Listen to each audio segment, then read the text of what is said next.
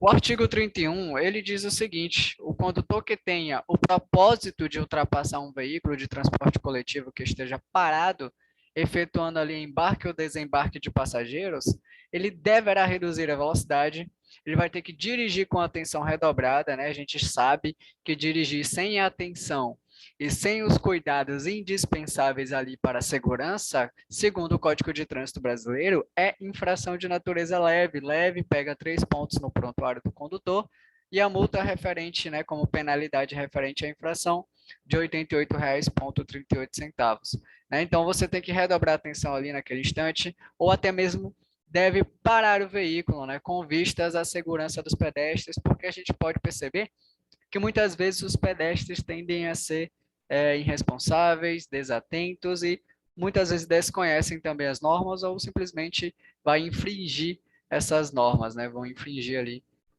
Essas normas vão começar a, do nada, sair ali de trás do ônibus e você não tem como ver essa saída, né? Pode ser de maneira inesperada e ali pode ocasionar um acidente. Então, nessas imediações, quando tem ali um transporte de coletivo de passageiros ou algum tipo de embarque e desembarque, já tem que ficar bastante atento. Então, até é importante mostrar uma coisa para vocês, olha como é a diferença parar ou reduzir com vista à segurança aí aos pedestres e ter bastante atenção. Bom, temos agora aí citado o artigo 32. O artigo 32 fala que o condutor ele não poderá ultrapassar veículos em vias com, por exemplo, duplo sentido de direção e pista única. Em que situações você não pode ultrapassar em duplo sentido ou pista única de direções nos trechos seguintes? Em curvas, não posso realizar ultrapassagem em curvas, seja de mão dupla ou seja de mão única, não posso. Em aclives, onde não existe visibilidade suficiente, você está ultrapassando uma pessoa, mas você não sabe quem vem de lá, né? Então pode vir do lado um caminhão, outro veículo automotor, enfim, outro veículo e faz com que você colida frontalmente ali com ele, uma das piores situações possíveis de acidente, né? Nas passagens de nível também, a gente sabe que passagem de nível são linhas férreas, né? Então, nas passagens de nível não posso realizar ultrapassagem. Nas pontes e viadutos e nas travessias de pedestres também não. Próximo a faixas de pedestres ou até mesmo ali na travessia de pedestres, se você está realizando ultrapassagem aí nessas imediações, nessas situações, é infração de natureza gravíssima, certo? Infração de natureza gravíssima. A gravíssima a gente sabe que consta 7 pontos no prontuário aí do condutor e a multa aí no valor de R$ 293,47. Só que essa situação aí, ó, tem um fator agravante, vai ser aí multiplicada por 5, ou seja, vai ser 5 vezes o valor normal da multa gravíssima, que é de R$ 293,47. Bom, aproximadamente, pessoal, vai dar aproximadamente R$ 1.500, né? Vai dar 1.460 em alguns décimos, mas aproximadamente aí vamos arredondar para 1.500. Quase 1.500 de multa. E dependendo da situação, você pode até pegar uma suspensão do direito de dirigir, né, como penalidade também, dependendo da autoridade de trânsito. Então, exceto quando você só pode ultrapassar nessas regiões, exceto, né, quando houver uma sinalização que permita ultrapassar. Então, se tem uma placa, se tem uma sinalização, se tem um agente de trânsito ali que está atuando naquele dia, atuando, né, em serviço e ele permite que você realize a ultrapassagem, então é regulamentado. Mas se não for regulamentado, todas essas situações são infrações de natureza gravíssima, caso você esteja realizando essas ultrapassagens consideradas indevidas, né? E tem ali o respectivo fator agravante em 5 vezes, onde a multa será multiplicada por 5. Então, não posso aí, de forma alguma, fazer ultrapassagem em curvas, aclive sem visibilidade suficiente, nas passagens de nível, nas pontes, viadutos e também nas travessias de pedestres, exceto quando houver uma sinalização que permita a ultrapassagem, tá? Temos aí também o artigo 33. O artigo 33 diz o seguinte: nas interseções e suas proximidades, o condutor não poderá efetuar ultrapassagem. Ou, pessoal, próximo a cruzamentos ou dentro ali dos cruzamentos, eu não posso realizar ultrapassagem. O correto sempre, quando você está se aproximando de um cruzamento, é reduzir a velocidade, né? E até mesmo, se for necessário, efetuar de fato a parada. Reduz e para, olhou, vê ali a questão da preferência. Se for semaforizado, seria bem mais simples, né? Mas se não for, fica atento à questão da preferência e depois você simplesmente pode seguir, né? Sua direção, seu caminho. Então, nas intersecções aí, suas proximidades, o condutor não poderá efetuar ultrapassagem. A gente pode perceber que essas linhas aqui, ó, elas são contínuas, ó. Isso já impossibilita que você possa realizar a ultrapassagem. Mas você percebe que a frente está seccionada, né? Mas ela não está seccionada para você fazer a ultrapassagem. Ela está seccionada fazendo com que permita que quem vem daqui, ó, possa passar para cá, né? Possa passar para cá. Por isso que ela é seccionada. Ela funciona ali como uma linha de continuidade, permitindo com quem vem daqui ou vem daqui possa cruzar, né, o caminho aqui tranquilamente. Então, por isso que elas são seccionadas. Aí depois ela continua contínua ainda, né, impossibilitando ali o condutor de realizar a ultrapassagem. Isso aí é infração de natureza gravíssima, com o fator agravante também em 5 vezes, tá? 5 vezes. 5 ou 3 vezes, mas é 5 vezes. Gera aí também, né, 7 pontos no prontuário do condutor, que é a pontuação referente à infração de natureza gravíssima, e pode gerar suspensão dependendo também da autoridade de trânsito. É ele que pode decidir. Essa aqui não prescreve suspensão direta. Aí, caso venha a suspensão, fica a critério da autoridade. Artigo 35 diz o seguinte: antes de iniciar qualquer manobra que implique um deslocamento lateral, e a gente sabe o que é um deslocamento lateral, né? Deslocamento lateral, pessoal, tem diferença de manobra, né? A manobra é o movimento que você executa para que você altere a posição do veículo que você está no momento em relação à via. Por exemplo, mudar de faixa ali, fazer uma ultrapassagem, são exemplos de manobras que você está, né, manobrando ali o veículo.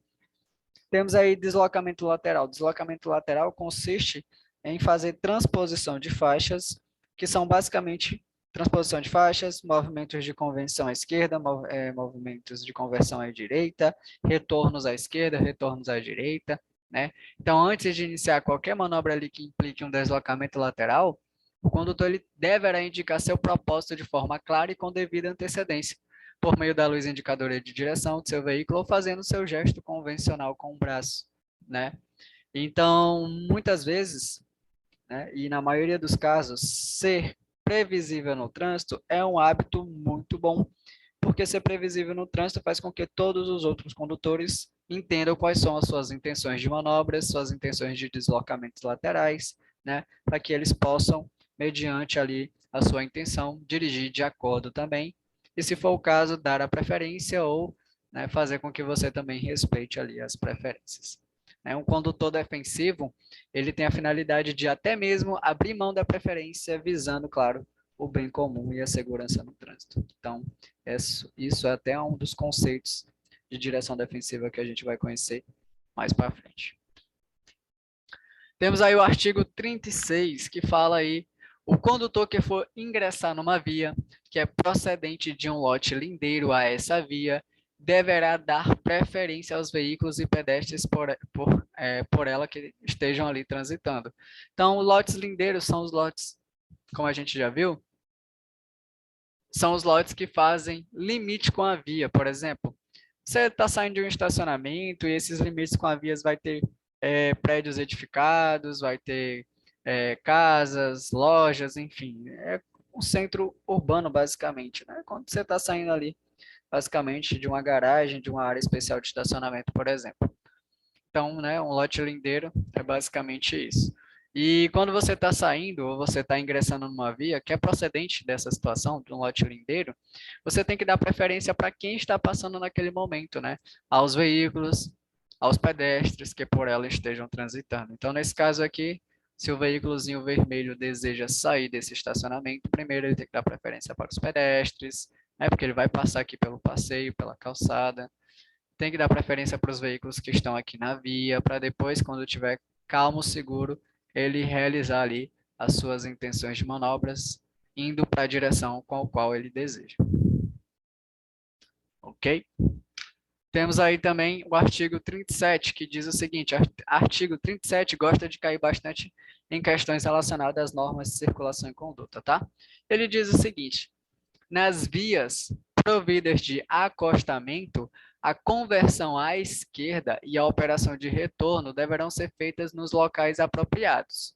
E, onde esses não existirem, ou seja, quando não tem os locais apropriados, o condutor ele tem e deverá que aguardar no acostamento à sua direita, para que ele possa cruzar a pista com segurança. Sabemos que não podemos parar ou simplesmente estacionar ali no acostamento. Mas você pode fazer essa parada aqui para realizar essa manobra, né? Que é, na verdade, um deslocamento lateral, onde você quer fazer uma conversão, um retorno, que nem o veículo vermelhinho aqui. Ele está numa rodovia, o que, que ele faz? Ele desloca o veículo para o acostamento, ele quer fazer ou essa conversão, ou se ele quiser fazer um retorno, ele tem que aguardar no acostamento à sua direita.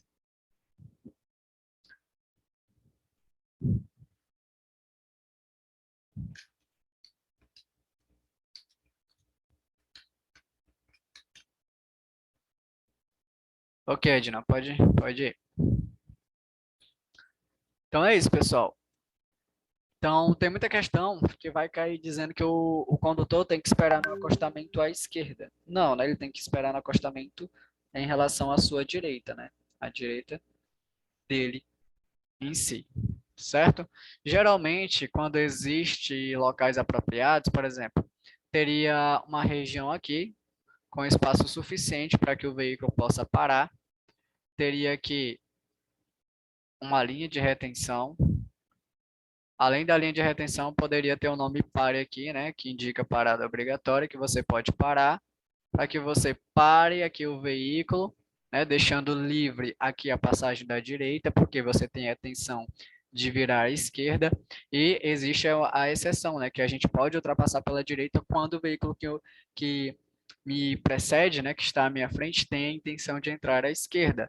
Então aqui, ó, fica livre para quem quer te ultrapassar, e assim você poderia fazer ali o movimento de conversão ou o movimento de retorno com segurança. Para fazer o movimento de retorno com segurança, seria mais adequado, né, que quando você entrasse nessa via, tivesse aqui uma rotatória que permitisse você voltar para a pista e fazer o retorno, tá? E quando não tem essas situações, quando não tem o local seguro para eu parar, porque a rodovia é um local onde os veículos vão trafegar com velocidade muito alta, né? Eu vou ter que me indicar ou aguardar no acostamento à direita para que você possa cruzar a pista com segurança. Bom, aí a gente tem outras situações muito interessantes que dizem o seguinte a partir do artigo 38.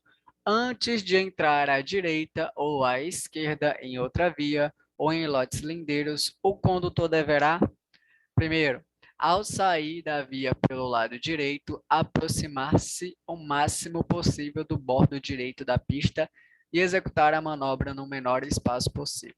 Bora lá, vamos explicar isso aqui.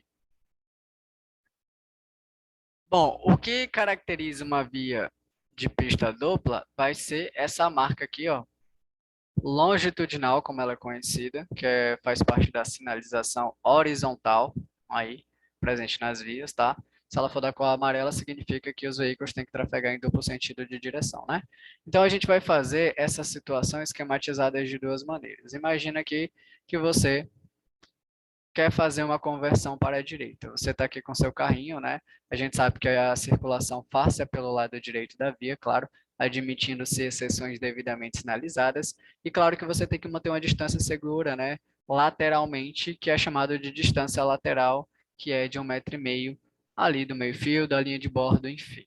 Só que, se você quer fazer uma conversão para a direita, ou virar à direita, como pode ser falado também, o que é que você vai fazer antes? Você vai olhar no espelho retrovisor, olhou, está seguro, você vai sinalizar, primeiro sinaliza, depois faz o deslocamento do veículo, ó, fechando o máximo possível a linha de bordo à sua direita. Por quê?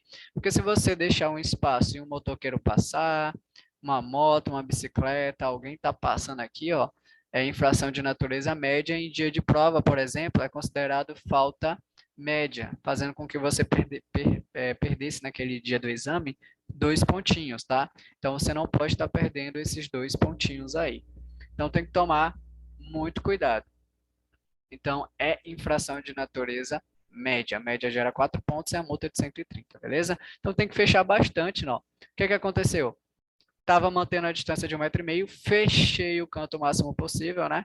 Depois sinalizo o meu veículo e faço ali a minha manobra, né? Minha conversão para a direita e sigo o meu caminho, mantendo claro a distância de novo e seguindo, certo? Agora, se fosse para a esquerda.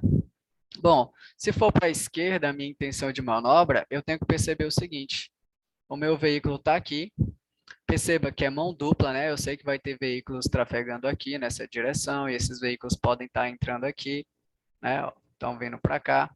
Aí o que que eu vou fazer? Eu vou deslocar o meu veículo, depois de ter olhado no retrovisor, sinalizar, deslocar o veículo o máximo possível da marca longitudinal, ou seja, a linha divisória da pista.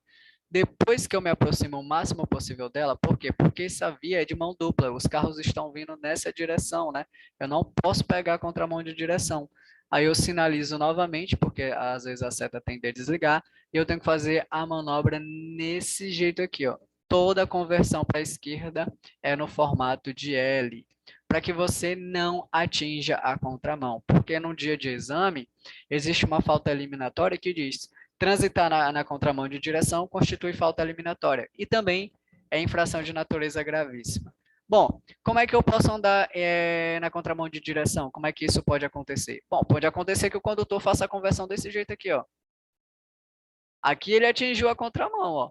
O examinador no dia, por exemplo, ele pode acabar reprovando o candidato por conta disso. Então, isso é transitar na contramão de direção também.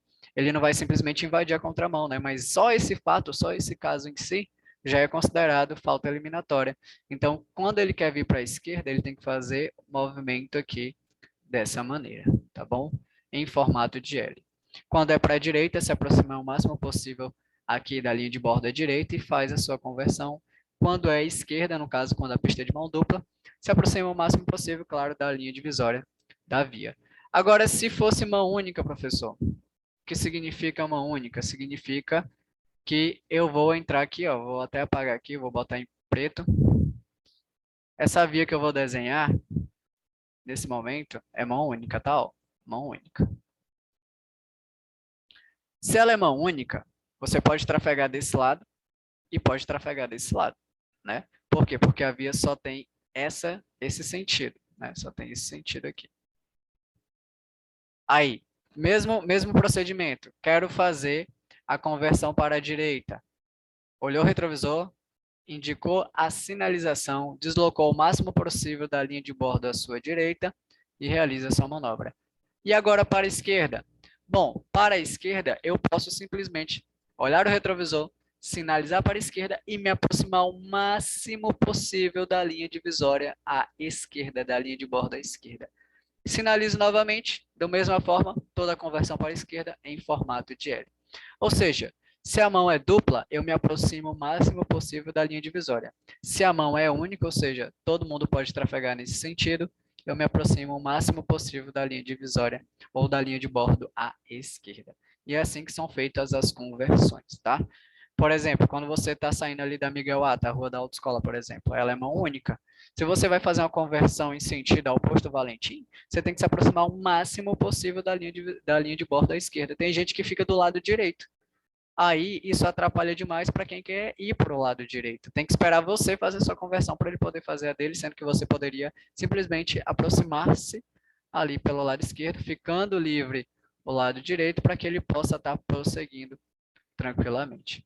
Então, esse artigo que a gente estava abordando no slide trabalha aí essas situações específicas, tá? Então, vou voltar para lá. Então, tá aí, ó. Ao sair da via pelo lado direito, você se aproxima o máximo possível do bordo direito da pista e executa a sua manobra no menor espaço possível, como está sendo indicado aí na imagem. Bom, e se eu quiser, professor, sair pelo lado esquerdo, ó, ao sair da via pelo lado esquerdo, você se aproxima o máximo possível de seu eixo ou da linha divisória da pista. Quando houver, caso se trate de uma pista com circulação nos dois sentidos. Aí, se aproxima do meio, né, da linha divisória à sua esquerda. Agora, se trata-se de uma pista de um único sentido, aí você simplesmente pode encostar o máximo à esquerda possível da linha divisória. Beleza? É assim que funciona. Então, esse artigo 38, ele trabalha essas situações aí. Antes de entrar à direita ou à esquerda em uma via em lotes lindeiros, né? As atitudes que o condutor tem que ter. E isso nas aulas práticas, claro, para quem tem receio, para quem está aprendendo a dirigir, vai ser passado atentamente e cuidadosamente pelos instrutores, para que você não tenha nenhuma dúvida, sempre faça certinho, bonitinho, porque de alguma maneira a gente tem que andar o mais corretinho possível, porque você vai ser avaliado, né? E tem algumas coisas que você aprende na autoescola que normalmente você não vai é, dirigir da mesma maneira, tá? É como se você estivesse sendo treinado para passar numa prova, mas futuramente algumas situações você não vai sempre praticar. Não faz nem sentido, na verdade. Mas tem que fazer, né? Como a gente vai ensinar para que você tenha êxito ali, seja aprovado e receba a sua provisória. Então, para não errar, mudança de direção, conversão à direita, se aproxime do bordo direito da via e executa a manobra no menor espaço possível. Conversão à esquerda, via de mão dupla, aproxima-se do eixo da pista, linha divisória, sem, claro, atingir a contramão. Via de mão única, deslocar-se totalmente à esquerda da via, junto ao bordo esquerdo. Item C, aí, ó, em rodovias, você desloca-se para o acostamento da direita antes de realizar a manobra. Então, são dicas aí para não esquecer, que são abordadas nas provinhas de vocês. Observe, as manobras de retorno devem ser realizadas em locais apropriados. O que seriam esses locais apropriados? Trevos, rotatórias, ilhas, viadutos, canteiros e praças. Locais é onde dá para fazer ali os retornos adequadamente. Então, observação sobre o retorno. Bom, parada e estacionamento. Bom, a gente já conhece parada e estacionamento, mas está sendo apresentado de novo porque faz parte das normas de circulação e conduta. Parar. Parar é imobilizar o veículo pelo tempo suficiente para realizar embarque e desembarque de passageiros.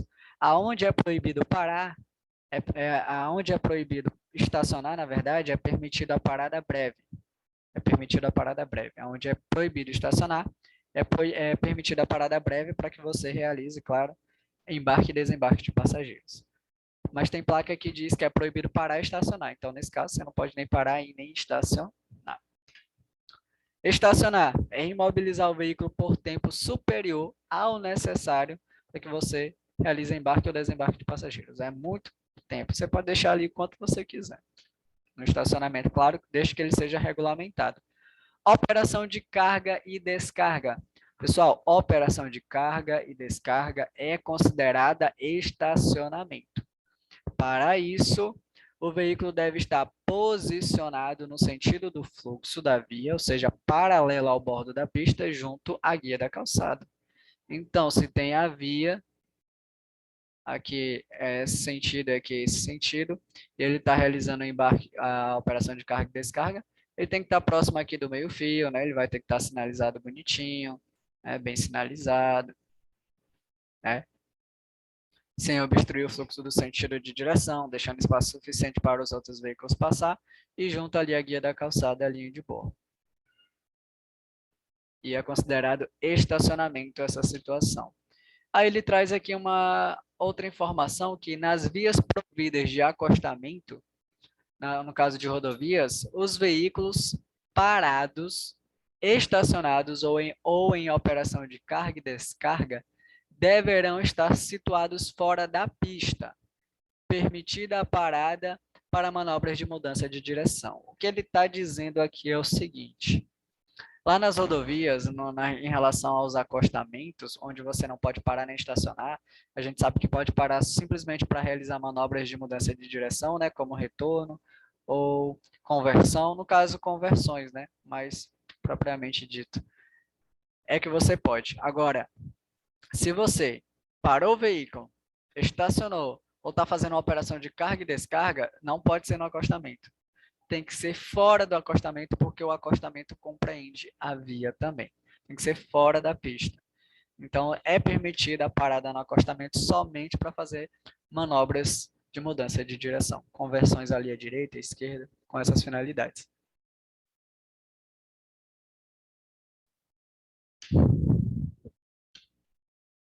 Veículos de duas rodas. Bom, veículos de duas rodas, pessoal, devem ser estacionados de forma perpendicular à guia da calçada e junto a ela. Ou seja, como assim? Me diz um veículo de duas rodas. A gente tem a motoneta, a motocicleta, né?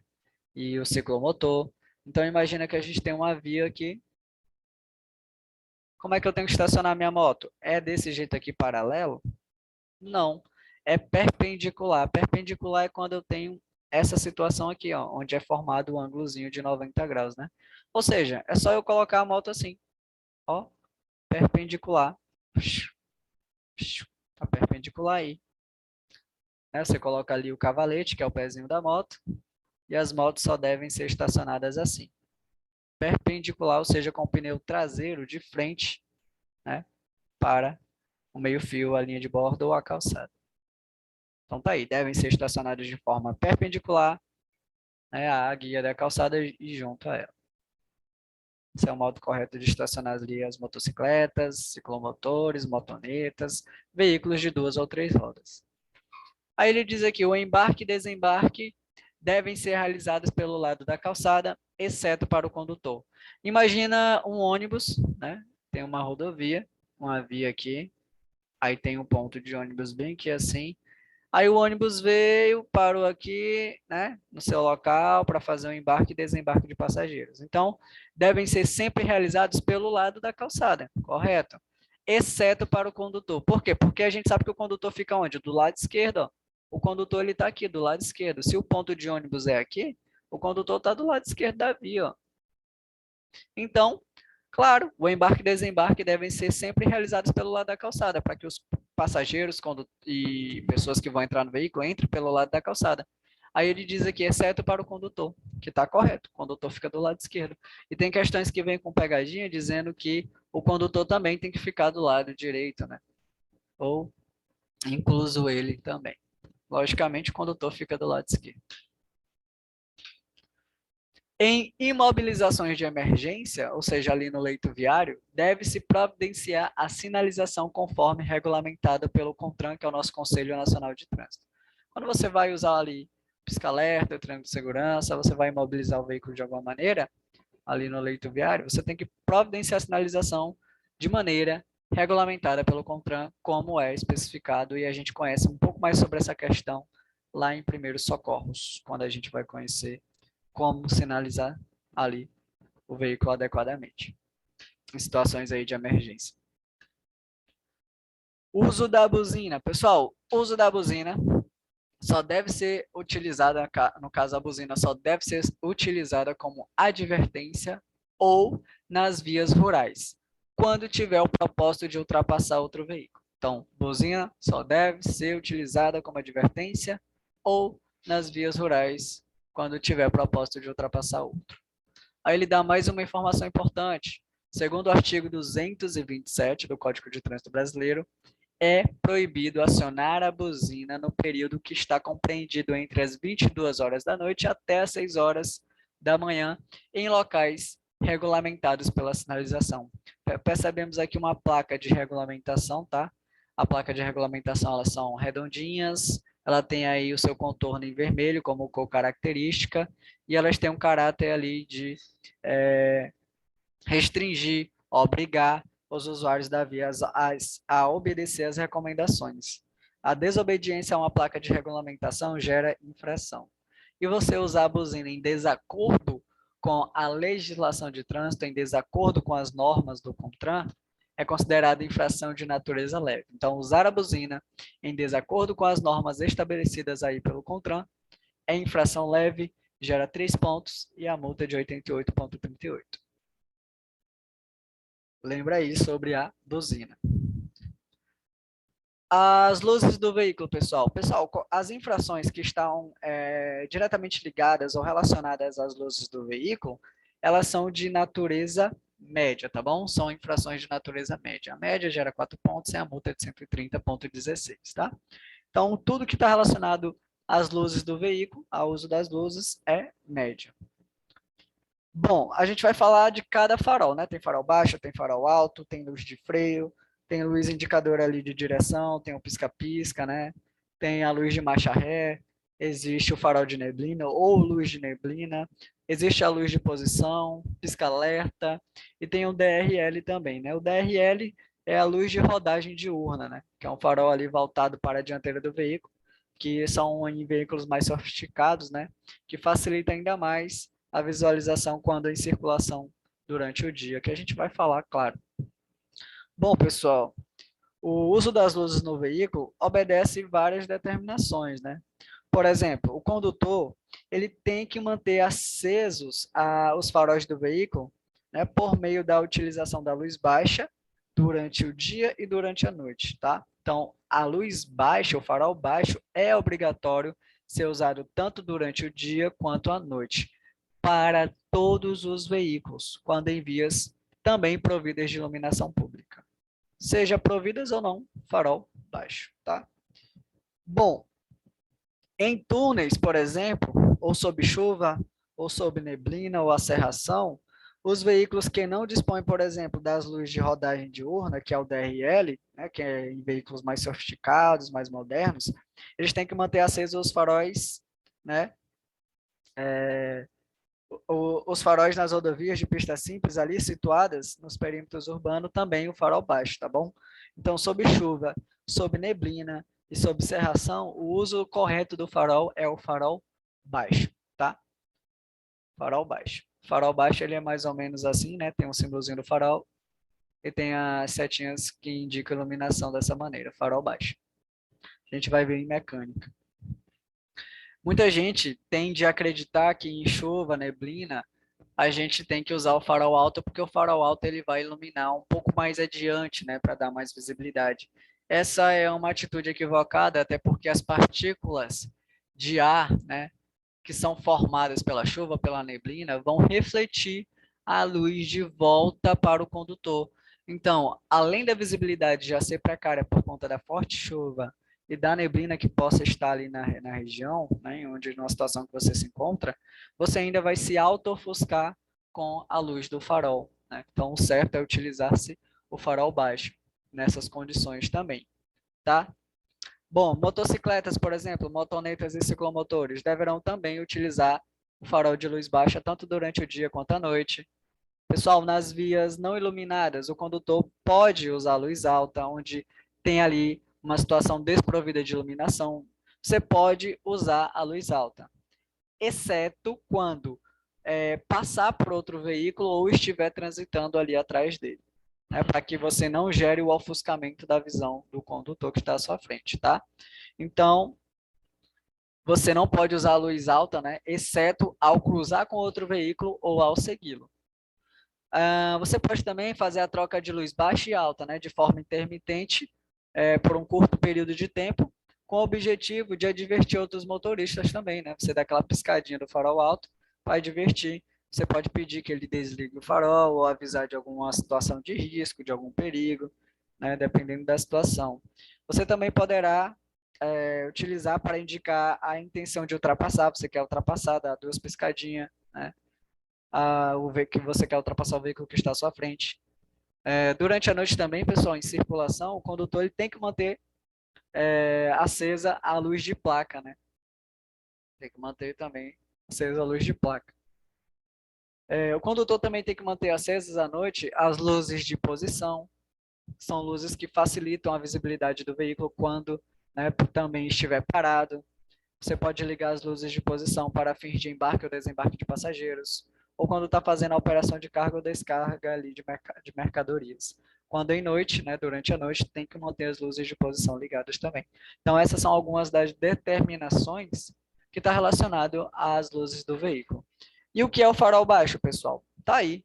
Farol baixo ele é obrigatório durante a noite e o dia, tranquilo. né, para todos os veículos, quando em vias providas de iluminação pública também.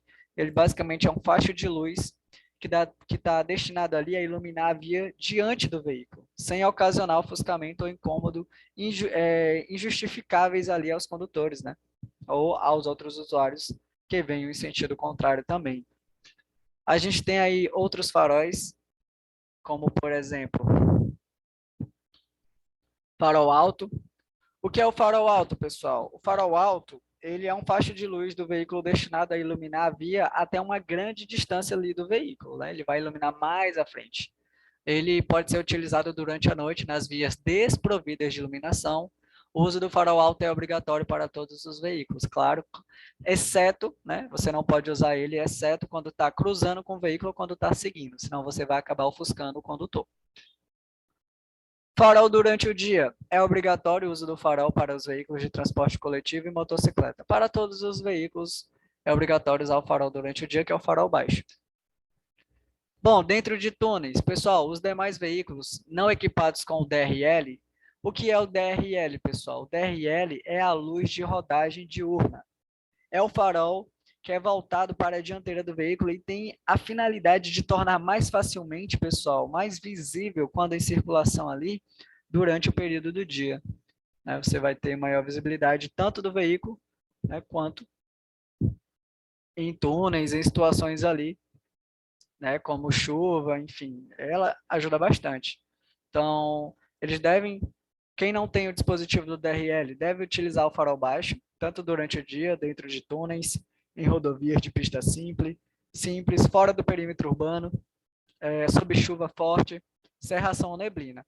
Então, se não tem o dispositivo do DRL, que é as novas luzes aí nos veículos mais modernos, tem que se utilizar obrigatoriamente o farol baixo, nessas situações mencionadas. Temos aí as luzes de posição. Luz de posição, pessoal, destina a indicar a presença e a largura do veículo, tá? Não tem a finalidade de clarear a pista, somente mostrar as dimensões e posicionamento dele. À noite, ao embarcar e desembarcar passageiros, tem que manter as luzes de posição acesas. À noite, em operação de carga e descarga de mercadorias, manter também as luzes de posição acesas. Tá aí um veículo que usa o dispositivo do DRL, tá? Que é a luz de rodagem diurna. Luz de rodagem diurna. Pessoal, qualquer infração, ó, relacionada às luzes do veículo é média, tá? Você não está usando as luzes de acordo com a situação, né? Tá com os faróis ali apagados, desligados. É infração média, gera 4 pontos na CNH e a multa aí de 130,16. Existem outras luzes que não foram mencionadas, como, por exemplo, a luz de freio, né, pessoal? O que é a luz de freio? É a luz do veículo destinada a indicar para você, usuário da via, que está atrás do veículo, que o condutor está pisando no freio, né? Ele está aplicando ali uma força sobre o freio de serviço. Então, quando ele pisa no freio, a traseira tende a encandecer. Isso indica que o condutor à sua frente está parando, ou está reduzindo ou parando, né, o veículo. Então, você já fica atento para reduzir e tomar as medidas cautelares também. Existe também a luz indicadora de direção, né, pessoal? Pisca-pisca, né? Que o pisca-pisca, ele basicamente indica para você e os demais usuários o propósito que o condutor tem de mudar de direção, seja para a direita, seja para a esquerda, né? Dependendo da sua motivação. Existe também a luz de neblina, né? Quando você está numa situação de neblina. Se o teu veículo for sofisticado, moderno, ele vai conter o farol de neblina. Então, só basta ligar. Não tem o farol de neblina, farol baixo, é o que eu tenho que usar. Existe também a luz de marcha ré, né, que ilumina atrás do veículo, né, para advertir aos demais usuários que você está efetuando a manobra de marcha ré, onde essa manobra só deve ser utilizada no curto espaço de tempo, tá, pessoal? Né? Rápido. A marcha ré só pode ser utilizada para pequenas manobras em um curto período de tempo. Não pode ficar transitando de marcha ré ali deliberadamente. Pisca-alerta está aí, deverá ser utilizado quando? Em situações de emergência ou com o veículo imobilizado. Quando é que eu uso o pisca-alerta? Em situações de emergência ou quando o veículo estiver imobilizado. Ou quando a sinalização da via também o determinar, ou seja, a legislação, a regulamentação permite. Só um instante, pessoal. Alerta de falta aleatória. A gente vai falar agora sobre a questão do trânsito de animais e veículos de tração animal, tá? O que que as normas de circulação falam sobre eles, né? Basicamente, pessoal, ele diz aqui, ó, os veículos de tração animal, eles deverão ser conduzidos pela direita da pista e junto à guia da calçada, né? Então, os veículos que estão usando de tração animal, por exemplo, uma charrete, por exemplo, eles têm que ser conduzidos ali, né, pelo lado direito da pista, próximo e junto à guia da calçada, o mais próximo possível da linha de bordo à direita, né? Bom, os animais, quando em rebanhos, eles deverão ser conduzidos em grupos pequenos e junto ao bordo da pista também, né? Aquelas boiadas, aquele pessoal que está remanejando, né, um rebanho ali, uns gados, tem que ser remanejados pelo lado direito da via, né, e junto também ao bordo da pista. Outra coisa interessante é que a remoção desses animais, pessoal, fica a cargo da prefeitura, tá? A prefeitura, quando esses animais estão ali obstruindo o fluxo de trânsito e não é certo nem claro de quem é o proprietário, eles vão ser removidos, ou seja, vão levados ali para um depósito apropriado, né? E o dono, se ele quiser reaver o animal, ele tem que pagar a remoção e a estada, ou seja, a estadia do veículo ali no depósito credenciado da prefeitura, onde vai, né, deixar o animal depositado lá. Ele tem até 60 dias para estar solicitando ou reavendo aí esse animal. Tem 60 dias. Caso, no prazo de 60 dias, ele não vá reclamar o seu bem, o que vai acontecer? O animal ele pode ser leiloado, ele pode ser abatido, dependendo do animal, e doado ali a sua carne para a comunidade, né? Então, a prefeitura é quem fica a cargo disso.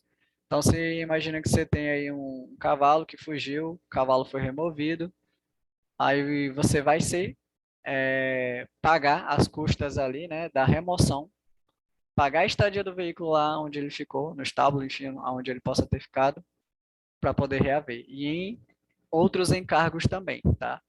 Em outros encargos também. Pode cair para você uma infração de natureza média também, por conta da situação de deixar o animal simplesmente solto, fazendo e propiciando risco aos condutores. A gente tem aqui uma placa de advertência, né, que indica aí que adiante existe a presença de animais, né? Um gado é animais. Se fosse um cervo, na imagem aí descrita na placa, seria animais selvagens. No caso, animais aí como gatos, cavalos, entre outros. Outra observação que está aí, que foi o que a gente estava falando. O trânsito de animais, veículos de tração animal, propulsão humana e os ciclomotores vai ter a regulamentação desses veículos a cargo do município, né? O departamento municipal é quem vai ficar a cargo aí desses veículos, desses animais, dos veículos de tração animal, propulsão humana e até mesmo ciclomotores. Fica a cargo do município. Bom, motocicletas, motonetas e ciclomotores. O que a gente vai falar sobre elas? Vamos falar que os condutores desses veículos só podem circular as vias nas seguintes condições: utilizando capacete com viseira ou óculos de proteção. Se você não estiver usando o capacete, pessoal, adequadamente com a jugular fechada, né? Aquela presilha ali que fica em torno da garganta, e a viseira também, né? Viseira irregular ou simplesmente não estiver utilizando, é infração de natureza gravíssima e gera suspensão do direito de dirigir, tá? Geralmente a suspensão aí que vai ser aplicada pela autoridade de trânsito é de 1 ano. Só não usar o capacete é infração gravíssima e gera aí suspensão também. Ah, professor, a gente vê algumas cidades aí que não utilizam capacete, por exemplo, vamos dar um exemplo mais tangível aqui para a gente, Lima Campos. Bom, não usam porque as políticas públicas das cidades permitem que os condutores não necessitem por conta de situações como assaltos, né, prevenindo ali esse tipo de situação.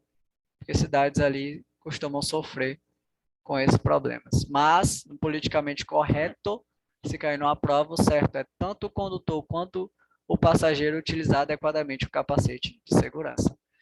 Também, o condutor tem que segurar o guidão com as duas mãos, exceto ao executar uma sinalização com o braço. Por exemplo, você quer virar à esquerda, aí você sinaliza com o braço. É uma exceção que você pode tirar a mão ali do guidão da sua motocicleta, da sua motoneta ou do seu ciclomotor. Você tem que utilizar também vestuário de proteção conforme regulamentado pelo CONTRAN. Bom, é obrigatório usar o vestuário? Politicamente correto, sim. Mas a gente sabe que a fiscalização também não vai bater tão forte, né, nesse aspecto aí do vestuário de proteção, né, conforme normatiza aí o nosso Conselho Nacional de Trânsito, o nosso órgão máximo normativo do Sistema Nacional de Trânsito. Os passageiros desses veículos só podem ser transportados, tá aqui, em carro lateral, que é o SIDECA, ou assento suplementar atrás do condutor, ou atrás, né, somente uma pessoa, claro, ou com aquele SIDECA. Então, você tem aqui uma motocicleta, pessoal, né, uma motocicleta mal desenhada, tudo bem. Aí tem um condutor aqui, né, tranquilo, e tem um passageiro. Ou pode ter aquele SIDECA, que é aquele carrinho atrás com a finalidade de levar ou transportar outra pessoa, né, que é chamado de SIDECA. O que ele vai dizer? A pessoa, o condutor ou o passageiro tem que ser transportado utilizando também o capacete de segurança, tanto para o condutor quanto para o passageiro. Utilizando também o vestuário de proteção. Então, a mesma regulamentação que cabe ao condutor, cabe ao passageiro das motocicletas ou veículos de 2 ou 3 rodas. Aí ele diz uma observação muito importante: transportar crianças menores de 10 anos nesses veículos constitui infração de natureza gravíssima e também levará à suspensão do direito de dirigir, é uma suspensão direta. Não importa se foi tua primeira infração no período de 1 ano, tu vai ser suspenso, você será suspenso de imediato, por 1 ano. Porque você estava transportando crianças menores aí, segundo, né, como não recomenda o CONTRAN, como não regulamenta o CONTRAN, e você está cometendo ali uma desobediência às normas. Outra informação relevante que diz o seguinte, ó, os ciclomotores devem ser conduzidos no centro da faixa mais à direita da pista, até porque o ciclomotor é considerado um veículo lento. Por que ele é considerado um veículo lento? Porque o ciclomotor só chega no máximo a 50 km por hora. E o lado da direita, a pista da direita, como a gente viu, de rolamento, é destinada para os veículos mais lentos ou de grande porte. Então, ele tem que ser destinado a ele, quando não existir faixa especial. Se não existe uma faixa especial dizendo, ciclomotor, trafegue por aqui, ele tem que trafegar o mais à direita. Só que é proibida, fica gravado isso, é proibido o trânsito de ciclomotores nas vias de trânsito rápido. Pessoal, numa via de trânsito rápido, que a velocidade máxima é de 80 km por hora, os ciclomotores não podem trafegar. Então, numa via de trânsito rápido, né, que está, né, classificado também das vias urbanas lá, que é de 80 km, um ciclomotor está proibido de transitar. Então, grava isso, que tem questão que aborda isso. Bicicletas. Bom, o que a gente vai saber sobre elas? Na falta de ciclofaixa ou ciclovia, as bicicletas devem circular no mesmo sentido dos veículos e junto ao bordo da pista. Ou seja, quando não tem a ciclofaixa ou a ciclovia, elas devem circular no mesmo sentido dos veículos e junto ao bordo da pista. Eles nunca devem trafegar no sentido contrário ao fluxo dos veículos. Tem que ser no mesmo sentido. Outra coisa, as bicicletas só poderão circular sobre os passeios quando autorizado e sinalizado pelo órgão competente. O que é os passeios? As calçadas. Só pode se estiver utilizando, né, e for sinalizado pelo órgão competente que tenha jurisdição sobre determinada região, né? Que geralmente vai ser uma ciclofaixa, uma ciclovia. Quero até mostrar para vocês aqui. Então, as bicicletas não podem circular aí pelos passeios, tá, pessoal? Só pode quando autorizado e sinalizado pelo órgão competente. Uma curiosidade sobre os ciclistas é o seguinte: um ciclista desmontado da bicicleta, onde ele está empurrando a bicicleta, ele é, em direitos e deveres, considerado um pedestre. Se ele estiver apenas empurrando aqui, ó, ele é considerado nos direitos e deveres como um pedestre. Então, se você perceber que tem um ciclista empurrando a bicicleta, ele é considerado pedestre. Então, se ele estiver atravessando a faixa empurrando, ele é pedestre, tá? Desmontado da bicicleta é pedestre.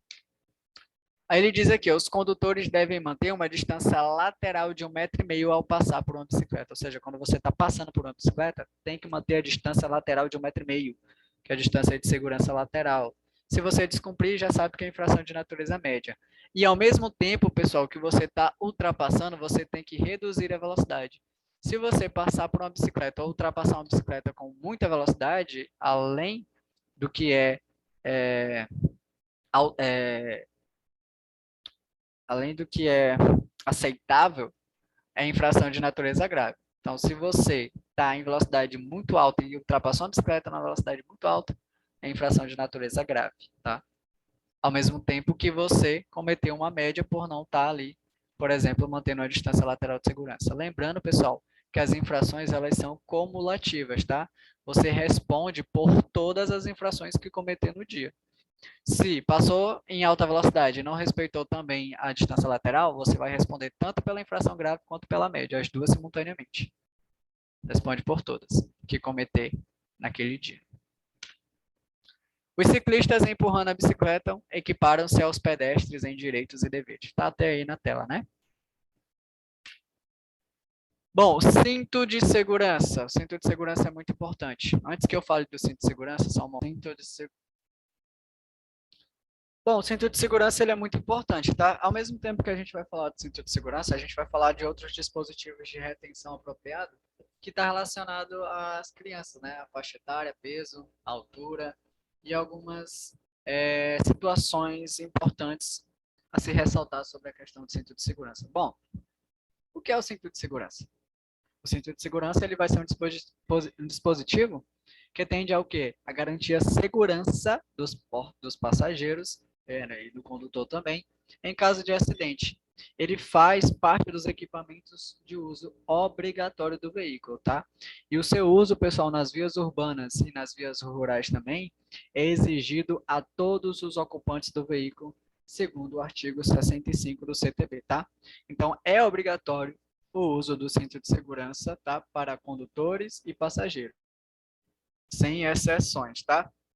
Em todas as vias do território nacional, salvo em situações que possam ser regulamentadas pelo CONTRAN, né? Então, atualmente, a gente tem 3 tipos de cinto de segurança, tá bom?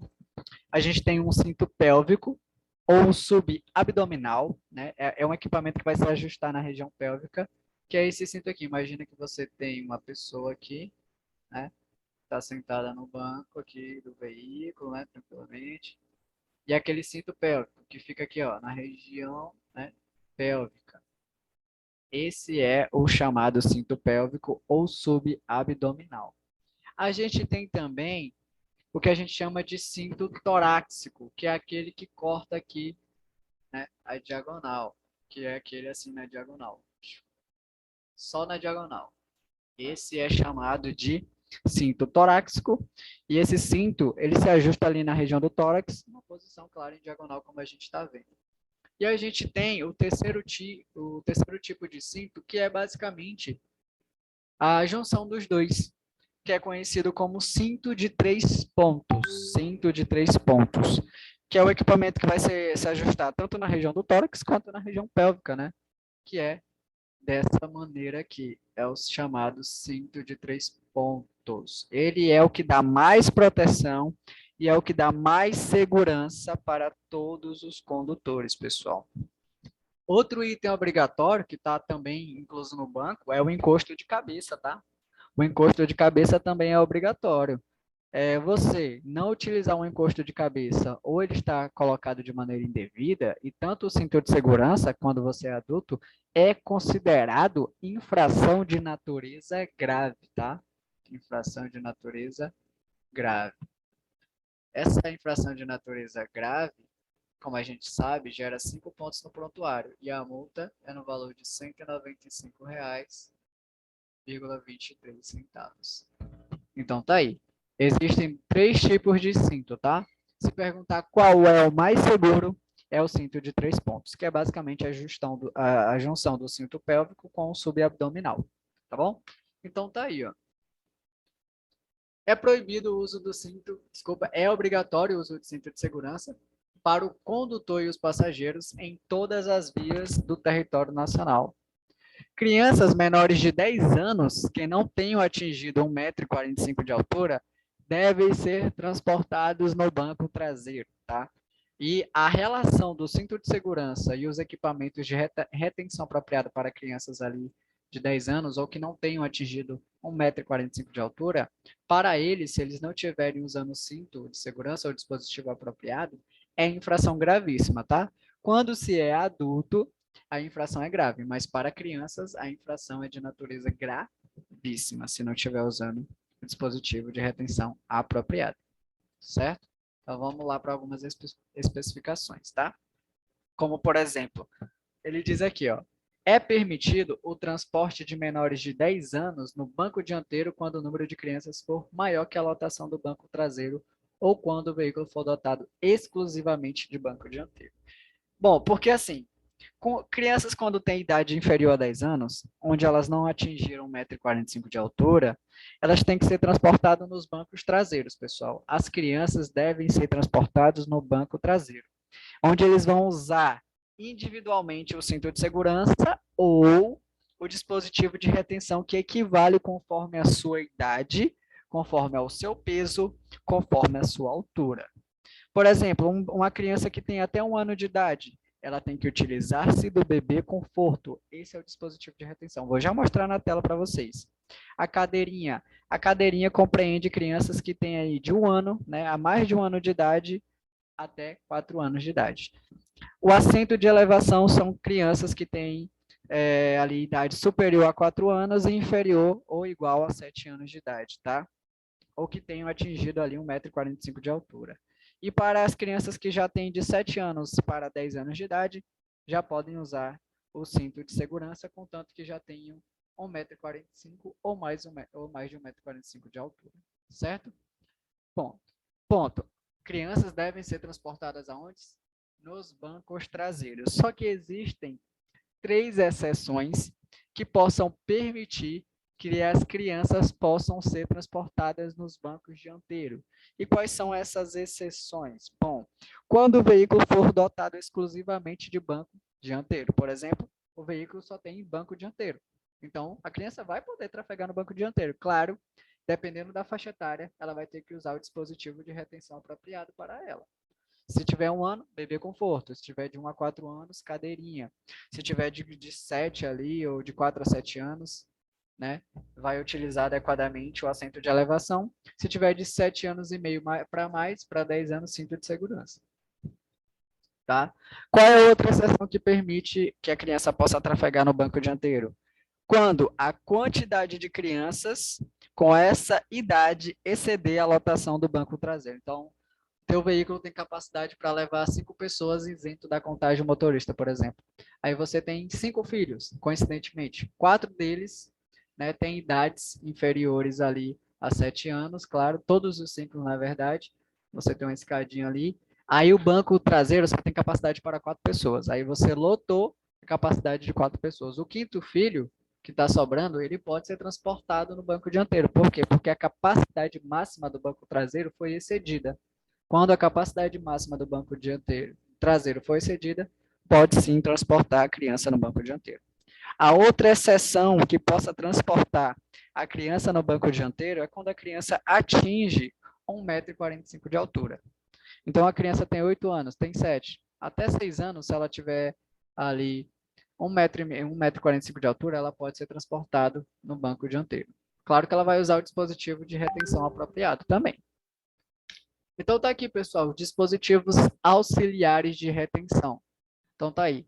As crianças com até 1 ano de idade deverão utilizar obrigatoriamente o dispositivo de retenção denominado bebê conforto ou conversível. O termo mais comum é o bebê conforto. E tem que ser colocado do jeito que a gente está vendo aqui na tela, ó, no banco traseiro, e a criança fica de costas para a frente do veículo. Fica de costas, ou seja, de frente para o banco traseiro. Do mesmo jeito que está sendo colocado aí. Se for colocado no sentido contrário a essa posição, está irregular, é infração e, consequentemente, o agente de trânsito que te autuar vai reter o teu veículo para que você regularize a situação. Então, o bebê conforto é para crianças até 1 ano de idade ou até que tenha 3 quilogramas, né, de peso. Bom, as crianças com idade superior a 1 ano e inferior ou igual a 4 anos deverão utilizar obrigatoriamente o dispositivo de retenção denominado cadeirinha. Então, a gente já está vendo que mudou, né? Crianças aí de 1 a 4 anos entre 9 a 18 quilogramas tem que usar aí a cadeirinha. Tá aí obrigatoriamente a cadeirinha. Pessoal, crianças com idade superior a 4 anos e inferior ou igual a 7 anos deverão utilizar o dispositivo de retenção denominado assento de elevação. Então, quando já tem ali de 4 anos a 7 anos e meio, né, que tem ali o peso de 15 a 36 quilogramas, e quando ele é menor que 1,45 m de altura, tem que usar o assento de elevação. Mas já atingiu 1,45 m ou é maior que 1,45 m, já pode utilizar o cinto de segurança, tá? Já pode utilizar o cinto de segurança. Então tá aí, pessoal. Esses são os dispositivos de retenção, tá? Bebê conforto. Temos aí a cadeirinha e temos aí também o assento de elevação, tá? A faixa etária indicada, aqui, o peso e a altura também estipulada. Tá aqui, ó. Artigo 64. As crianças com idade inferior a 10 anos devem ser transportadas aonde? Nos bancos traseiros, salvo em exceções regulamentadas pelo CONTRAN. Quais são as exceções? Quando o veículo for dotado exclusivamente de banco dianteiro, quando a capacidade máxima do banco traseiro for excedida, ou quando a criança já tiver atingido 1,45 m de altura. Aí pode colocar ela no banco dianteiro também. Se ela atingir 1,45 m de altura, ou é maior do que isso. Pessoal, artigo 168 fala que transportar crianças em veículo automotor sem observância das normas de segurança especiais que estão estabelecidas no Código de Trânsito Brasileiro é infração de natureza gravíssima, tá? Um adulto não utilizando o cinto é grave, mas uma criança não utilizando o dispositivo de retenção e o cinto de segurança adequado para ela é infração de natureza gravíssima, leva 7 pontos no prontuário, leva aí como penalidade uma multa de R$ 293,47 e gera o que a gente conhece como medida administrativa, que a gente vai ter mais acesso no assunto de infração, que é basicamente uma medida realizada no ato ali da abordagem do agente de trânsito que visa que o condutor não continue trafegando em irregularidades. Então, chamada de retenção do veículo, até que o rapaz autuado, né, a pessoa autuada pelo agente, regularize a situação, que ele vai sanar ali o problema. Se ele conseguir sanar, ele é liberado, se não, pode ser removido o veículo. Outra coisa importante das normas gerais de circulação e conduta é essa situação sobre o condomínio. A situação essa que diz o seguinte, ó, nas vias internas pertencentes a condomínios constituídos por unidades autônomas e nas vias e áreas de estacionamento privado de uso coletivo, a sinalização de regulamentação da via será implantada e mantida por conta do próprio condomínio, ou seja, o condomínio pessoal é quem tem responsabilidade e autonomia para regularizar e sinalizar, né, o seu próprio local ali, o seu próprio condomínio. Geralmente, proprietários de condomínio contratam, né, um engenheiro de tráfego que vai realizar toda a questão de sinalização, toda a questão ali da política de sinalização dentro, parecido com o que a gente tem normalmente, né, estabelecida pelo CONTRAN, claro. Mas ele que pode regulamentar ao seu bel prazer, né? Então, nas vias internas pertencentes a condomínios constituídas por unidades autônomas, ali áreas, por exemplo, nas vias e áreas de estacionamento privado de uso coletivo, a sinalização de regulamentação da via é implantada e mantida por conta do próprio condomínio. Ele que vai se responsabilizar por conta da sinalização lá dentro existente pelas infrações por todas as situações relacionadas à locomoção lá. Bom, o que o CTB também e as normas falam sobre frear, reduzir, parar e estacionar? Bom, diz aí o artigo 42 que não devemos frear bruscamente. não é permitido frear bruscamente, a não ser, salvo aí, em situações de emergência onde a sua vida corre risco e você tem que se abster do perigo, né? Então, você não deve frear bruscamente, salvo em situações de emergência. Artigo 43, ele diz o seguinte, ó, antes de você reduzir o veículo, o condutor ele tem que verificar o trânsito pelos retrovisores. Ele tem que sinalizar e evitar obstruir o fluxo ali dos demais veículos. Bom, em locais onde é proibido estacionar, como eu já falei, é permitida a parada breve somente para o quê? Embarque e desembarque de passageiros, sempre realizado pelo lado da calçada, sem obstruir o fluxo dos demais veículos. Artigo 48. As paradas, estacionamentos e operações de carga e descarga devem ser feitas em locais e horários permitidos, sempre no mesmo sentido do fluxo, geralmente paralelo ao bordo ou conforme sinalizado. Temos aqui, ao estacionar um carro, você naturalmente aciona o quê? O freio de estacionamento, conhecido popularmente como freio de mão.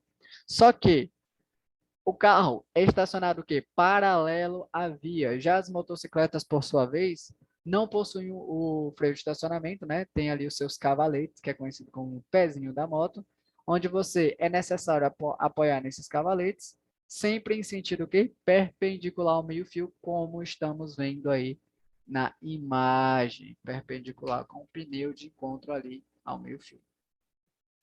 Do jeito que a gente está vendo, é o modo correto de estacionar veículos aí de 2 ou 3 horas, com ou sem o carro lateral. E é isso, pessoal, que a gente fala sobre as normas. Bom, a gente vai, na próxima aula, falar sobre o assunto de sinalização de trânsito, tá? E agora a gente vai fazer simulados. Sinalização de trânsito, depois que a gente concluir toda essa etapa, acredito que na próxima aula dá para ver todo esse conteúdo da sinalização. Senão, a gente continua normalmente, né? Mas acho que dá para finalizar a sinalização, é bem tranquilo.